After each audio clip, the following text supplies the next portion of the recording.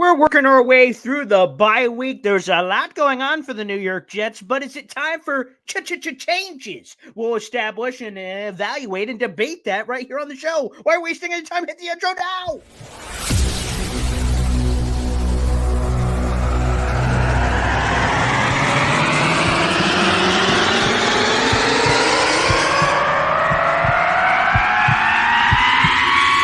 Zoinks! It is unequivocally the Super Bowl for New York Jet fans. Field Yates, baby. Field gosh darn Yates. Let's bring him on the show. Come on, people. Connor Rogers is joining the show. What's up, Connor? But Trevor gosh darn Sycamore, baby. For me, personally, my favorite New York Jet of all time. Wow, it's great to be on. What an intro that was right there. Paul, nobody does an intro like you, man. Paul, you give the best intro of literally any podcast that I've ever been. I'm gonna lose my gosh darn bananas.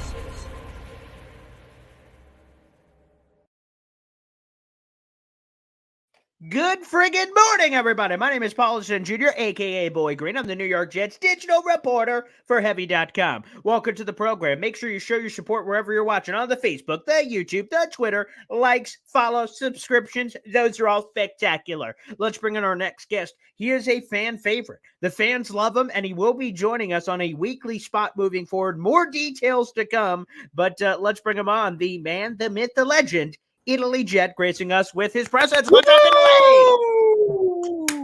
That's it. Woo, andiamo. Good Wednesday morning. Oh my goodness. Lots to talk about. I'm on a high right now, Boy Green. We beat the Eagles.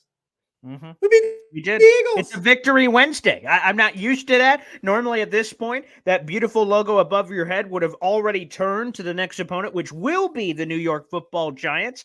Coming up a week from today, that logo will be above your head. But it's really cool because no matter what way it went, if the Jets lost to the Eagles, I think we would have droned on about the loss extra because we don't have a game coming up to take the taste out of our mouths. But because it was a win, it's one of those rare opportunities in a world that's ever revolving that we could take some additional TLC, and phenomenal that we get to, because this is a spectacular win against a team that was representing the NFC conference and quite frankly was minutes away from winning the Super Bowl. And to beat that team is a massive deal. And I love that we have the bye week because we're giving it the love that it so deserves. And not only that, this comes at the right time for the Jets with all the injuries that are going on, everything we need to figure out for the trade deadline, who we need to pick up or cut or make some changes. This came at the perfect time overall for the New York Jets. And now we're going 3-3. Boy Green, I thought we would go 4-2 with Aaron Rodgers, but we're 3-3 with Zach Wilson. I'll take it all day long. Two things here. First off, you could squint, and I don't think you'd be a crazy man to say that this Jets team without Aaron Rodgers could be 5-1 right now. They were this close to beating the Kansas City Chiefs, and we all know about the Patriots. So this team, if you just squint one way or the other, can very much look at it that way from that perspective, which feels phenomenal from that standpoint. And I think you are right that at this moment in time, like, I'm going to be honest, I am a football junkie. Yes. I played the sport. I've done a minuscule amount of coaching. I've been able to do this and so much other things. I've been involved in football all my life. And one of the most overused football cliches of all time is us against the world. And I heard the Chiefs say that after the Super Bowl last year, and it makes it seem like when someone like that says it, it makes it sound even more stupid.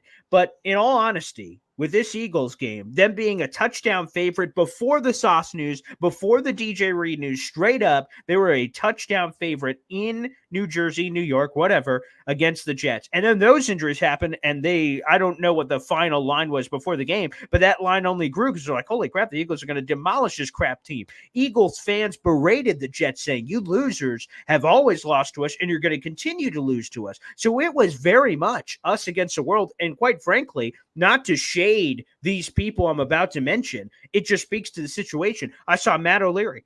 I saw Jake Asman. Some of our favorite Jets YouTubers say, I don't know how we compete without Sauce and DJ. They said that on Saturday out in the Twitter universe, and so were a lot of fans. So even the fans were almost against the team, saying, I don't see how this is going to happen. And they overcame all of those odds to deliver, and I am so excited. I'm so ecstatic. 3-3 has never looked this good, baby. 3-3 is the new 5-1, baby. It's sexy, it's spectacular, and I'm looking forward to pummeling the New York Giants in a week and a half. That should be a lot of fun.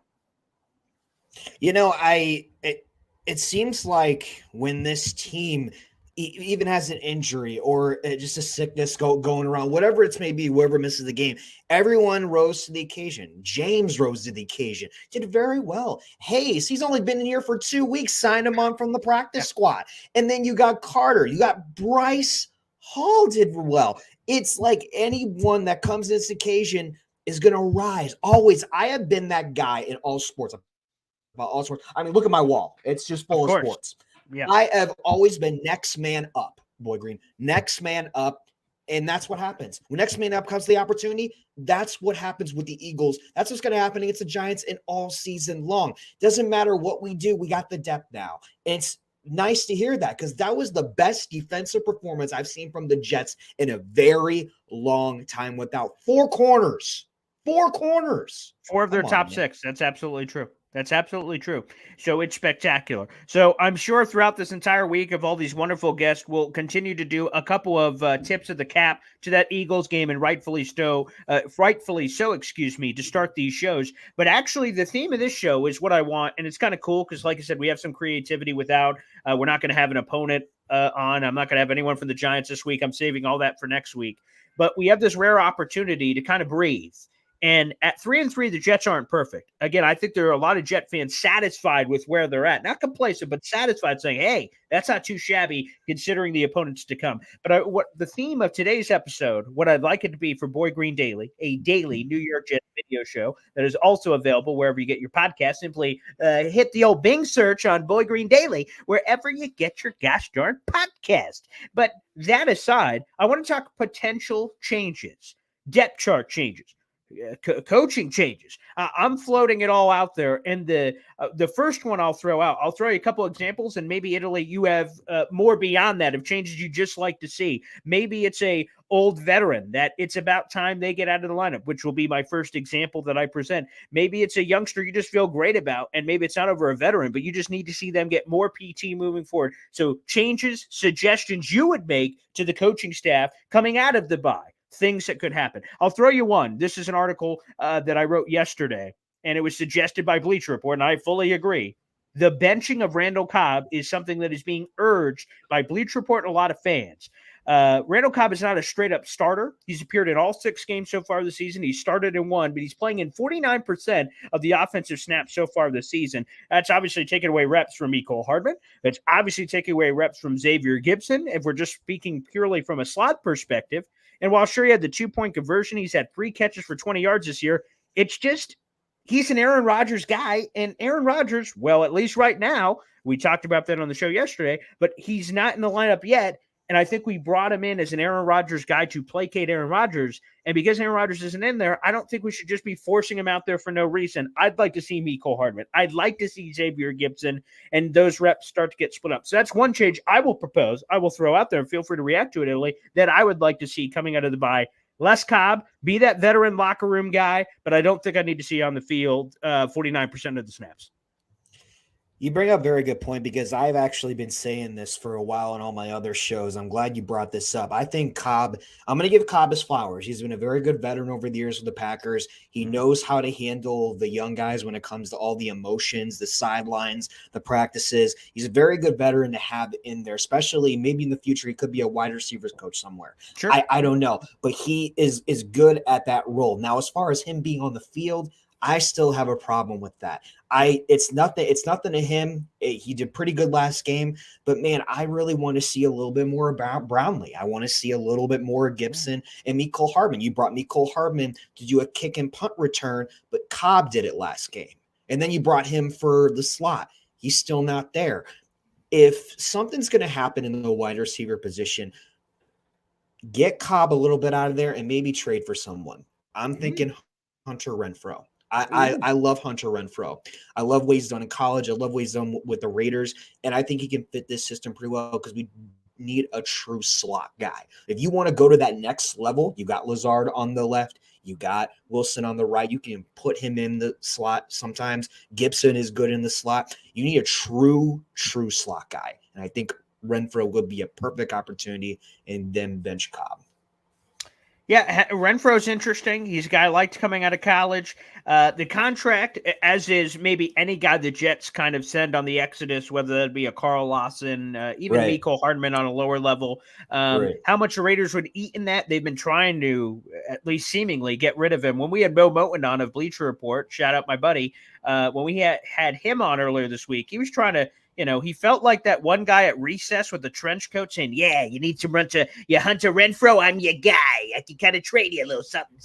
Like he was trying to trade me Hunter Renfroe for the socks I was wearing. I mean, the Raiders seem to be trying to get rid of this guy. I don't think he's a player that lost all its talent. I think he's a very talented player, and I love his ability in the whip route. He is so spectacular in creating separation. I just feel like, for whatever reason, the fit is no longer there with the Raiders. So I still think he's a talented player. So potentially coming to the Jets is kind of interesting. So I like that change. I'll throw another one at you as you're pondering potential changes you may want to throw out there. And this one is simply, I don't know what movie that's from, where the little kid with the pot comes up to the, please, sir, can I have some more? I don't know what that's from, so I'm butchering that for all those people in our audience. Yeah, what is that? Do you know that? It's a play. It's a play. I was in it. Okay. Oh man, what was it? I was in a play in high school in it. Like, come on, man, that's even more in high school. In high school. Sure. Okay, you think about that. It'll come back. It'll come back. Yeah, I'm sure it will. And then just bark it out when it comes back. I want more Bryce Hall. Okay. And this, again, isn't a lineup change per se, but more reps, more opportunities. So this is the theme. It doesn't have to be a straight-up depth chart change, but it could be a suggestion. Plays, red zone offense. I'm willing to take suggestions literally from anybody at this point. That's another one. But Bryce Hall specifically, keep giving this man the rock. I don't need him to have 22 carries every game, but creatively, one of the things I want to see, we saw in Week 5 Dolphins game last year, is working him out of the backfield on the halfback wheel routes. And Zach Wilson, who's hitting guys in stride right now, hit him out of the backfield, get those big chunk plays. Another play we saw in training camp, we have not seen that so far this season. Oliver Twist. Oliver Twist, thank you very much. I'm such an idiot, but thank you for covering that. I appreciate it. Although, like I said, you were in the play, so you kind of should know that. Anywho, the point is, it's been a long time. Yeah, that's all right. A thespian you are. We appreciate your scholar here on the show. Another play, though, that I want to see that we saw in training camp is 5 wide. You got Bryce Hall. He could be in the second in the slot on your right, so wide receiver 3 or 4, or however. And you have Verts and the slant underneath. Bryce Hall, even with the little bit of wiggle on the shake route underneath, that's open all day. And if you can kind of get that in man-up situations on third down, Bryce Hall's taking that to the house just like he did in Jets training camp. That's another one I want to see. So more Bryce Hall touches in a general sense. And number 2, creativity with Bryce Hall. Get the man the ball in space, and Bryce Hall is going to deliver home run hits. Like, if the offense is stalling, and that can happen, there's a lot of talented guys, but if it's stalling, Bryce Hall? Like, I know it's a wild idea. More Bryce Hall. That's another one I want. Italy, feel free to react to that or other things that you'd like to suggest to this coaching staff and this team in general coming out of the bye.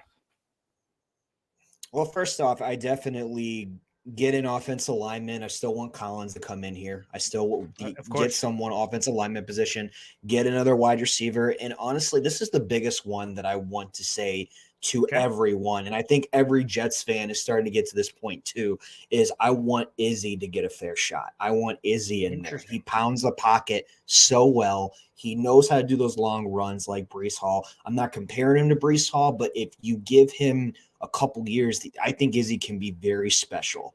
So how do you want to, and not to interrupt, but how do you want to get him on the field? Trade Michael Carter? Do something with Dalvin Cook? How does he get those reps? I'm not saying I disagree. I think Izzy has that splash ability, but let's kind of move the chess piece here. You say you want him. What has to happen to get him the ops you want him to?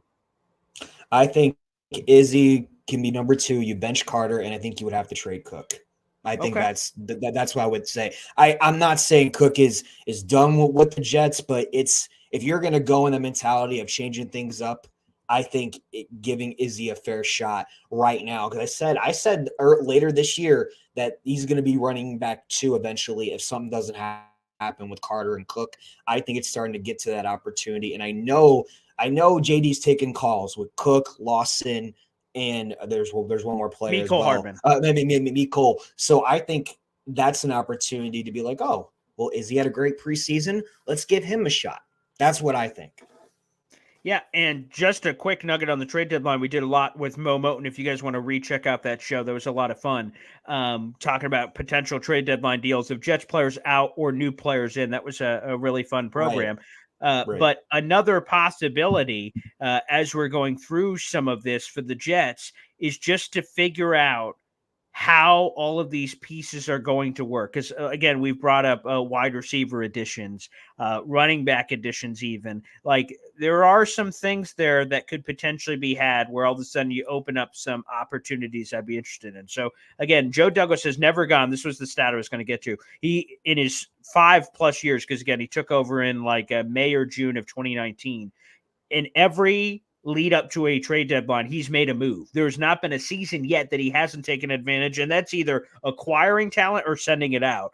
So the odds, if we are to say it, which, by the way, is 2 weeks from yesterday, is the NFL trade deadline, if we are to say it, it's going to happen. Now, we'll just see which one ultimately ends up happening here. I'm not, again, I know I've been the Dalvin Cook truther and I've been bashing Izzy. I'm like half joking, but like I'm curious to see that kind of speed on the field because I know people are intrigued by box number 2, the Devon Achane in Miami. And Izzy isn't that, but he has the potential of splashes of that, which I think is a lot more exciting than, unfortunately, the Dalvin Cook that we've seen thus far. Another one I'd like to see, this is more subtle. I love Tyler Conklin. I've had him on my show a lot. I love T-Conk. So I'm fine with him continuing to be tight end 1. He's been making a lot of big plays. But I'd like to see Jeremy Ruckert to tight end 2. I know CJ Uzomah had the beautiful touchdown against the Chiefs. That soft touch, that soft mid-range J from Zach Wilson was beautiful. And I'm not saying eradicate him. I'm not saying cut him. I'm not saying any of that. But I think there has to be a passing of the torch, a natural transition from him to Jeremy Ruckert. Ruckert is too damn good. He showed it in flashes, and I want to see it more. Yes. Even if he fails and flops on his face, I still want to see the inclusion, the evolution of Jeremy Ruckert getting the ops. That's another guy that I would like to see get more involved, get more targets in the passing game. 100%. 100%. I agree with you. I think I think if you're going to go into this year, especially with the depth that we haven't had this much depth in a very long time. I think if you want to make a playoff run, I think those players that are so talented need to be given more of a shot. CJ Uzomah is a great leader. He's going to be always a great leader in that locker room and on the side. But man, Ruckert is coming into his own. You've seen it totally all the time in preseason OTAs and even some of these games. Conklin number 1, Ruckert number 2. 2 other ones I want to throw out. We've mentioned this before. This, again, was another theme on the Mo Moten show. I'm ready to move on from Carl Lawson, and that's hard to say. Yes, because agreed. I loved him in free agency. He was my number 1 target. The Jets get him. I'm popping bubbly back here. And unfortunately, injuries have plagued him. Year 1, he looks phenomenal in the offseason, blows out his Achilles. He's out for that entire year. Year number 2 last year, he has 7 sacks, which is good. It's not bad, but it's not what they signed up for with $45 million. So he has to live up to that. And then this year, he had the back. And then while he had the back, other guys stepped up to the plate. You had Jermaine Johnson, obviously Bryce Huff. So you've had some of these guys step up to the plate and essentially steal the job where he falls down the pecking order. So I think it's best for all parties. Carl, go somewhere else, get an opportunity. I'm not saying cut him. Like he's a useful piece. But if there is an opportunity to be had ahead of the deadline, you trade Carl Lawson to a contender, hopefully. Yeah. They get more PT. Mo Moten explained why the Raiders would be that fit. But whoever it is, trade him to a new place. Let him get more reps. Get him higher on the depth chart wherever he goes, number 1. Number 2, the Jets open up just straight up those opportunities. More for Jermaine, more for Bryce Huff, more for Will McDonald, who's a first rounder. I'd love to see him get more opportunities. And then putting both of those 2 pieces aside for helping out Carl and helping out the team in theory would get an asset. I've heard the straight up swap of Carl Lawson for Hunter Renfrow. I'm intrigued. Maybe that's the player for player swap we could see. Maybe it's a future draft pick. Again, that would help. Carl Lawson's on an expiring deal anyway. So that's one for sure that I want to throw out into the universe where, again, I just think it's best for all parties. because Carl's not getting on the field. Again, he's a nice injury insurance policy to have. It's not the worst thing in the world. If someone gets hurt, you have Carl, who I think is only going to get healthier as the season goes on. But he's someone that I'd like to see move on for all parties. And then floating in real quick, Italy, and then you can react to both of these or add another one. Time to pay Bryce Huff. We got to stop effing around. Give this man the bag. Give him the JFM treatment.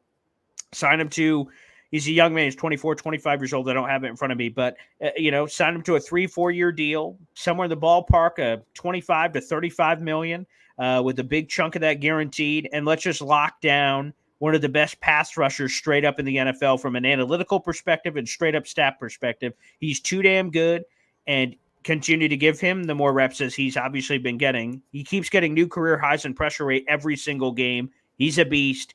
Let's pay him. Let's not F around with the trade rumors and, should we sign him? Hey, we just drafted Will McDonald. I don't give a hoot. Look at the stats. Look at the impact on the team. He is unblockable. Sign him now. Sign him yesterday. Sign him to that long-term deal. And don't even wait to the offseason where you have to think about franchise tag and stuff like that. Let's just lock in this man. And I'm sure he would have the loyalty to the Jets. First off, he wants to get a raise. Why wouldn't he? And number two, hey, the Jets are the ones that gave me a chance as an undrafted free agent, and let's roll. So those two things I want to see. And obviously they're somewhat mutually exclusive. You're not wrong. And every Jets fan has been saying that. I know we've all as content creators have said that. Huff deserves not only a pay raise, he deserves to be one of the best player year awards for any team right now. If you're going to put on a pedestal in that locker room, he is one of my number one guys to give that to. JD, I mean, hey, if you watch this show, I'm telling you right now, JD, if you want to be in good graces with Jets fans again, and I'm not saying you aren't, you've done your job, but Huff, man, don't let him get away, man. Do not let him get away. I've never been a Carl Lawson fan. I always had hopes for Carl Lawson. I was worried about all the injury history with the Bengals coming in. Not doubting his talent. He's got great talent, but I am also ready to move on. I'm ready to move on. Nicole, if you're not going to use him, move on. If whatever's going on with Cook, if you can't get in the reps and he can't get going, we've seen this from the Vikings. You got to give him more touches for him to get going. His backups always have gotten going immediately. If you're not going to get him going, trade him, give Izzy something, and then get another offensive lineman. But overall, you can't fuck around with Huff. You can't do that. You can't go in there because someone's going to offer him big money. Someone is going to sign him, whether it's a big team or a small team, but he will get paid. Why not be us to be a contender for a few more years? And last nugget on that to end the show. These are not the same, but I will use them as the same for the example. One of the decisions, I wouldn't say one of the big decisions, but one of the decisions of the Joe Douglas era was what to do with Robbie Anderson, who spent his first 4 years with the Jets as a undrafted free agent. And Joe Douglas said that he made a mistake with the market calculation because the Jets, for those who don't know, and we'll end on this, but for those who don't know, have people inside their building and their jobs are to project, okay, Italy Jet's going to be a free agent. What's his market going to be? How much is someone the highest willing to pay him? How much is the lowest someone's willing to pay him? Are we willing to pay him insert number in the middle to make sure he never even has that opportunity if he's willing to take that? And there's all these calculations. And in their head, they're like, we think Robbie Anderson is worth insert. And then they say, let's let him test the open market, and he will come crawling back to us to take our number. It did not happen. Obviously, he gets a deal from Carolina, and then he gets another extension from Carolina, blah, blah, blah, blah, blah. And Joe Douglas admitted to a mistake. That does not normally happen from people in that position. They normally don't like doing that because they like to always look right. He admitted, I miscalculated the market. Now, that's a wide receiver to a pass rusher, and Italy, you're 100% right. Someone's going to pay this man. It's not a question of if, it's who. Who is going to pay this man? Yeah. And the Jets, you want to be the name on that check paying Bryce Huff because rushing the passer is a super valuable trade. Someone's going to pay this man. And again, the longer you wait, the higher that paycheck goes. Again, it ain't my money. I'm not the multi-billion-dollar organization here. So if you got to pay up the wazoo because you're waiting, then God bless. But I'm just saying, if I'm trying to help you, help me help you to try to save a few pennies. The earlier you could pay him, even if it seems right now like, wow, that's a little rich, by the time we get to free agency, you're like, that was actually a phenomenal deal. It's the same. Quincy Williams signs a 3-year, $18 million deal. Now it looks like an incredible value for some of the people that kind of picked and prodded at it back in March. So that's a nugget to be aware of. And not only that, that's Salah's position. He loves those edges, man. That is his bread and butter everywhere he's gone. I keep looking at the San Francisco defense, how much they develop guys and how much now they're all getting paid and how much they're all doing well at that position. This is Salah's bread and butter, man. You make him happy, you make the defense happy. They make us 10 times better. And if he's not there and getting those reps, I'm not saying we're not good. I'm just saying that you definitely see a little bit of a misstep because of Quinnen too with that game last year. You would sign 2 of some of the most important pieces on this defense for a long-term deal. Everybody just watch out. Keep doubting us. Lock it up. Yeah. Lock it up. All right. Well, Italy, enjoy the rest of the bye week, my friend. We'll recheck in with you for Giants week. Looking forward to that. And you'll have a new weekly rotational spot here on Boy Green Daily. So that's another change. That's a change I demanded, just so you know, behind the scenes. I said, that's a guy I want to see a little higher on the depth chart. So you will, in fact, get that starting gig. We will lock in those details to come, my friend. But thanks for joining us. We appreciate you. No problem. Ciao, everyone. Have a good Wednesday. All right. Thank you guys very much. We'll see you tomorrow morning for Boy Green Daily. Take care, and we'll have some more bye week coverage.